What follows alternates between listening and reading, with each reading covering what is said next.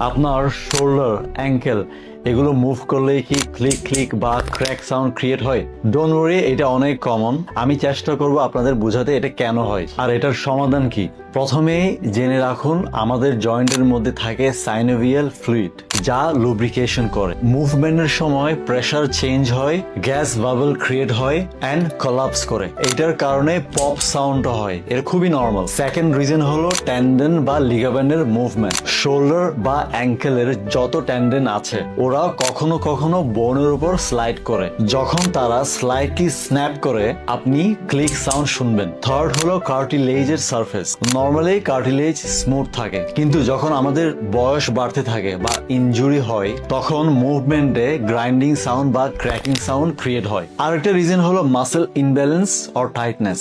যদি আপনার muscles properly balance না থাকে, টেন্ডেন্স গুলো সঠিক পথে মুভ করবে না, যা রিপিটেড ক্লিকিং সাউন্ড ক্রিয়েট করে। সো লং স্টোরি শর্ট, ভয় পাওয়ার কোনো দরকার নাই। যদি কোনো পেইন, সোয়েলিং বা মুভমেন্ট প্রবলেম না থাকে, এই সাউন্ড ডেঞ্জারাস না। যদি হয়, please visit doctor or physio. আর এটার সলিউশন হলো আপনাকে regular mobility, flexibility and stretching training করতে হবে।